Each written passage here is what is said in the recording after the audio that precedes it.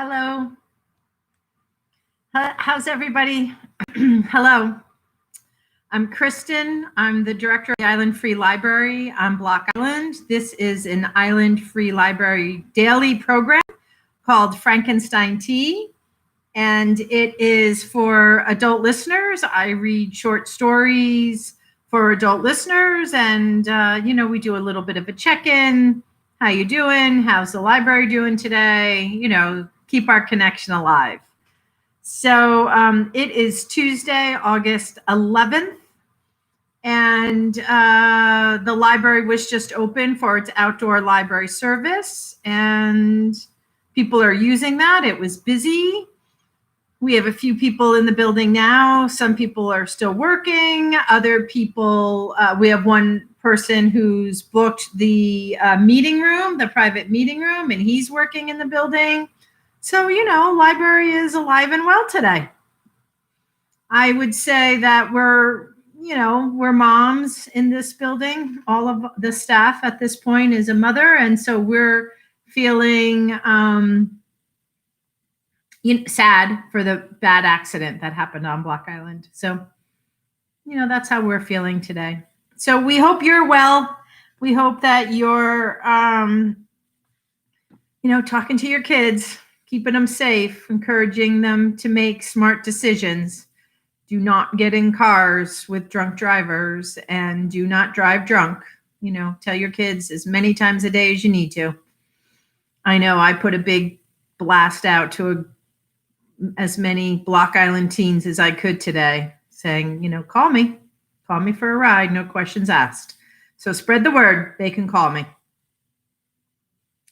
Okay, so today I am going to read from this is actually in our young adult collection. So I say it's for adult listeners, but you could be a young adult and enjoy this today. This is Black Enough is the title. It's stories of being young and Black in America. And it is copyright is 2019, HarperCollins.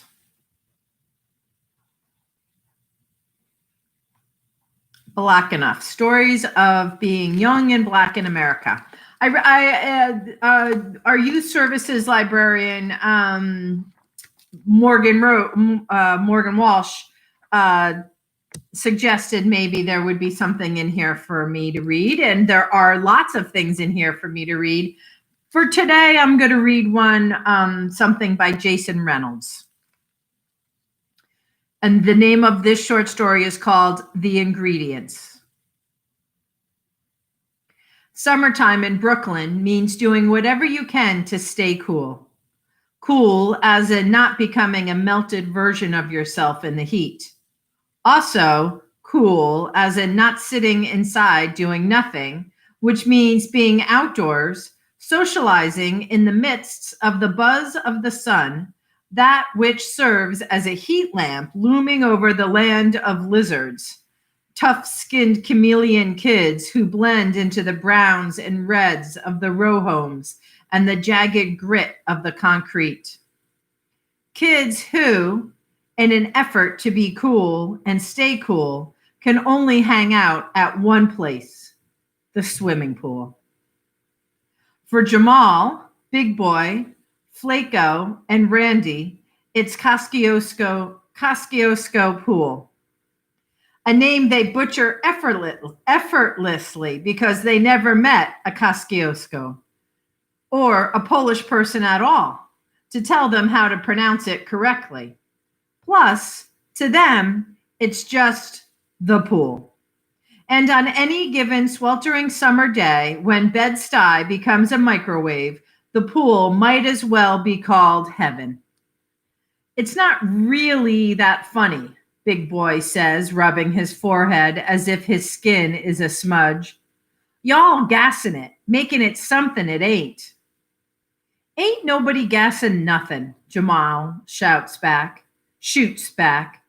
Jamal, all head and feet, as opposed to Big Boy, who's all everything, holds the door open for his friends, each of them filing out after skipping the locker rooms.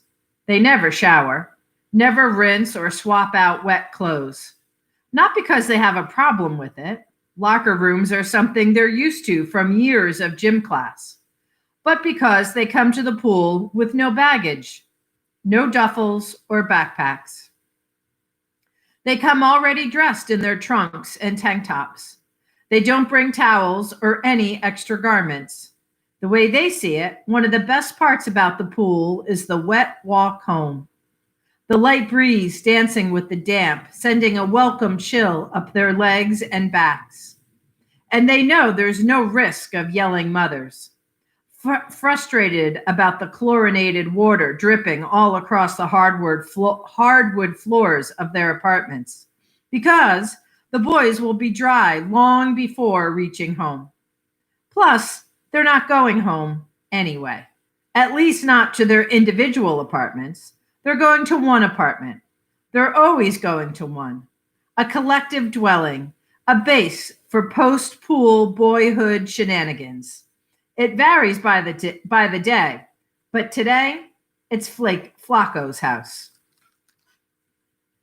Y'all are gassing it, Big Boy grumbles. It was a Band-Aid, and you all making it seem like it was poop or something gross like that. Bruh, Randy chimes in. You jumped in the pool, went under the water, and when you came up, there was a dirty-ass Band-Aid stuck to your forehead. Randy brushes his palm over his head. The water has turned what used to be his freshly brushed waves into tiny onyx beads strewn across his scalp. Randy is obsessed with his waves. Yeah, like Flacco tries to find the word while trying to hold in his laughter. Like a slug or something. Shut up, Flacco, Big Boy snaps, swinging his arm loosely at Flacco's brittle birdcage of a chest. You probably don't even know what a slug is. Yeah, I do. It's a snail without a shell, dummy. Flacco tightens his face for a moment, cocks his head back, and purses his lips into a shut-your-mouth look. And it's slimy like you was, coming up out of the water, Jamal follows up. No, like that nasty thing stuck on your head. It was just a Band-Aid, Big Boy barks again as they all turn onto Tompkins Avenue. Yo, real talk. What if that Band-Aid had some nasty disease on it and it seeped into your forehead and is now eating your brain or something? Tomorrow you're going to wake up even dumber than you are today. Randy's face is dead serious. And that's a shame. Jamal's is too. A damn shame. So is Flacco's. A low-down, dirty shame. A smirk now splinters Randy's mug like a crack in glass. Big Boy sucks his teeth, and even though he knows they're just jokes, he still rubs his forehead, not as if he's fearful of germs, but as if there was once a horn there, or perhaps as if there's one about to grow. Well, if it is, maybe it skipped my brain and is working its way down to my stomach, because y'all so busy roasting me, I'm starving. Swimming always makes them hungry. They have no idea why, but it always does. Maybe it has something to do with them holding their breath. Or maybe it's due to the energy it takes to tread water to stay afloat. Either way, whenever they leave the pool, they're always empty, famished, starving, Jamal repeats. I could go for a sandwich. Ooh, like peanut butter and jelly? Flacco chimes in. I mean, that would be fine, but I'm thinking something even better, Jamal says, like turkey with lettuce, tomato, some pickles, Randy interrupts, nodding his head as if tasting the dill. Of course, pickles, some mustard, On a hero, cut in fours. Jamal rubs his belly as they cross the intersection at Green Avenue. On Tompkins, there's a bodega on almost every corner. Each of them advertises deli meats with the same poster for the brand, Boar's Head, which is the image of a perfect sandwich, and above it, well, a boar's head. And none of the boys ever notice the wolf-looking pig with the underbite. They only notice how green the lettuce is, how red the tomato, the perfect folds of meat they've seen cut from a football of ham or turkey or chicken over and over and over again. Just like that, Jamal slaps his palm to the glass of the bodega, presses his fingers against the sandwich ad. Yum, yum. I mean, that looks good and all, Big Boy says, but I was thinking something like maybe, the beef you get with beef and broccoli from the Chinese spot. Randy, Flacco, and Jamal look at Big Boy like he still has a used Band-Aid stuck to his head. Just hear me out, Big Boy continues. You take some of that beef and put that on some bread. And you put the broccoli on it too, right? Then you put the lettuce and tomato and all that on it. But what really makes it fire is when you put the hot mustard and the duck sauce and just a little bit of soy sauce on that thing. No mayo or mustard. Man. Oh, and you crunch up some of them dried chow mein noodles on it too, like how sometimes we do with the chips. Now, that's a sandwich. Yo, it's good to know that nasty Band-Aid ain't affecting your brain yet, because that sandwich actually sounds mad tasty. Like with the tang of them sauces mixing with the beef. Yeah, Flacco nods. Exactly, Big Boy responds with a deeper, slower nod. Or maybe even like some pastrami or something like that. Jamal, inspired by the beef and broccoli sandwich, revises his original idea. And you just stack it up like a fistful of it. And instead of putting it on a hero or on slices or even on a regular roll, you put it on some challah bread. A what? Big Boy asks. A challah roll. It's like Jewish bread. Looks just like the back of your head, Big Boy, Jamal jokes. Shut up. Big Boy rolls his eyes until only the whites show. Anyway, they sell it over there on Bedford. Kid I go to school with let me taste it one time, and I was hooked. Delicious. You put that pastrami on there, and then you add some Swiss cheese and some coleslaw, a splash of hot sauce for a little heat, and a few corn chips for crunch, and boom, you got your own little piece of heaven. Jamal slows his walk as they approach the next corner when it hits him. A challah heaven. Sounds like it, Randy agrees, not realizing that everyone else is easing to a stop. Randy steps out into the street. A car zooms by and almost clips him. He jumps back just in time. Yo! Flacco calls out. Whoa! Jamal yelps. What the hell is wrong with you, Randy? Big Boy says, now yanking Randy by the arm, a delayed reaction. Snap out of it.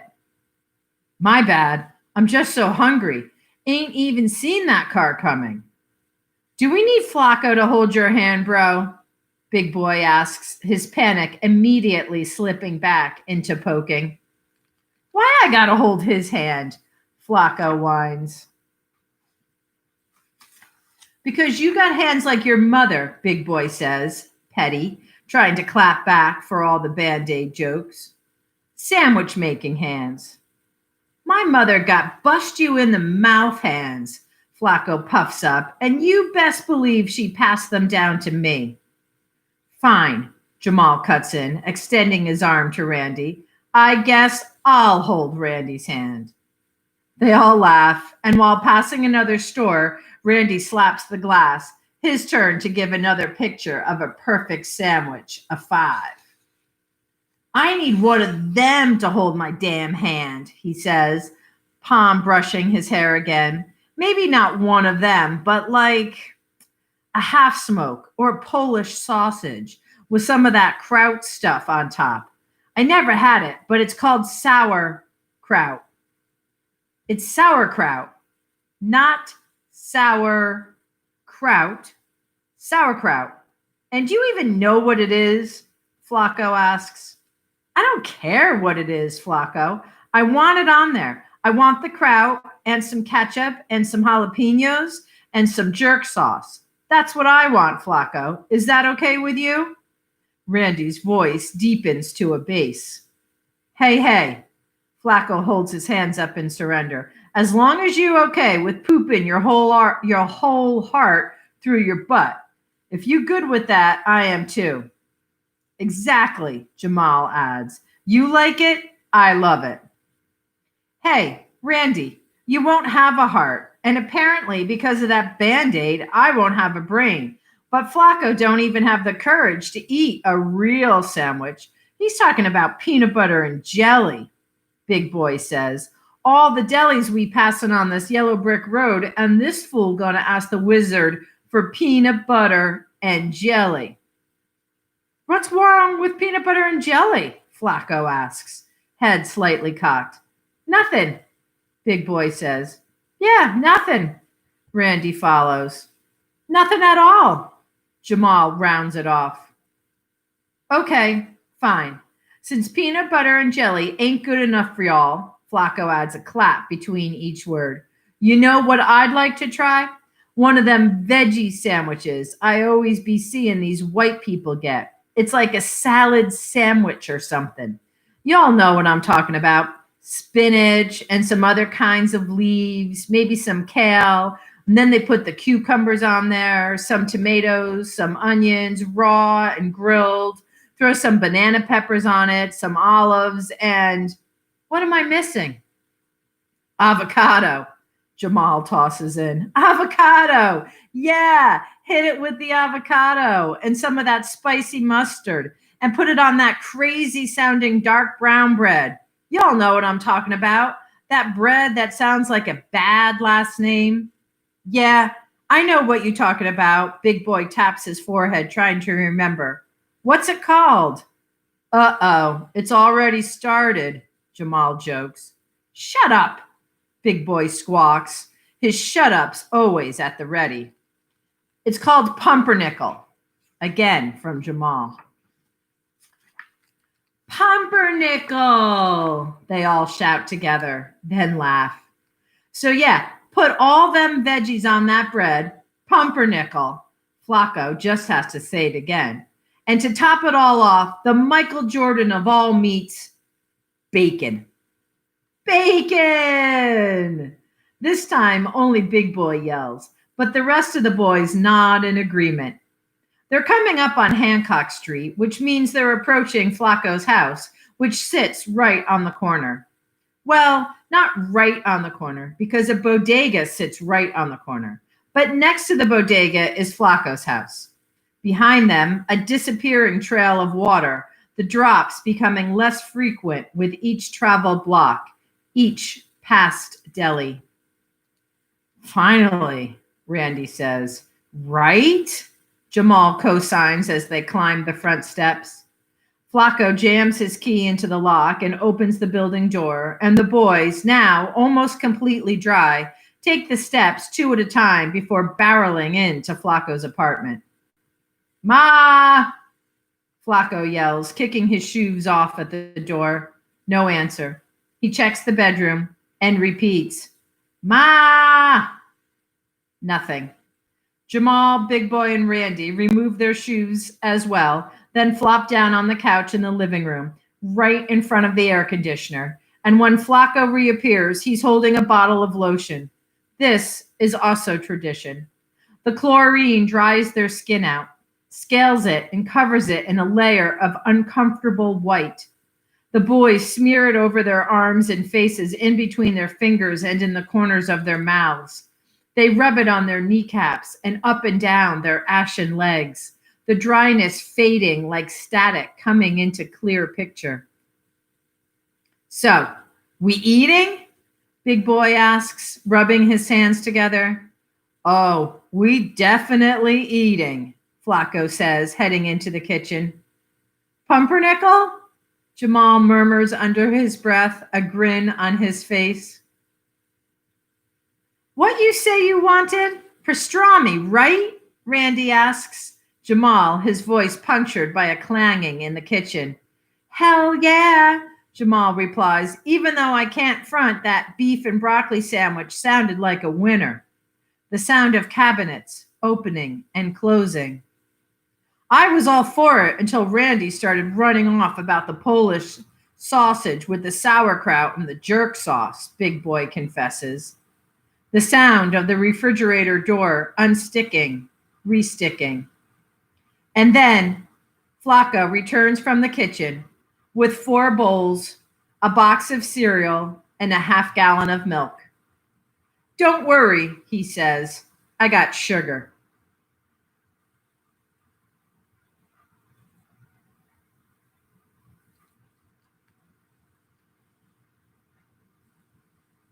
That was Jason Reynolds. The title of that was The Ingredients.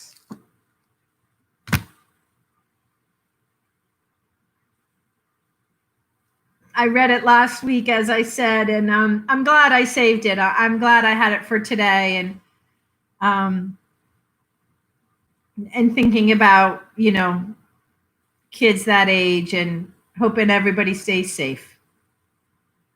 And that's a nice story, right? I don't know. Can we all relate to that? Cereal, right? The cereal comes out. The boys eat the cereal. Boxes and boxes of cereal, right? All right. That was Frankenstein Tea for today, Tuesday, August 11th, and I will be back at it tomorrow. So I'll see you then. Peace.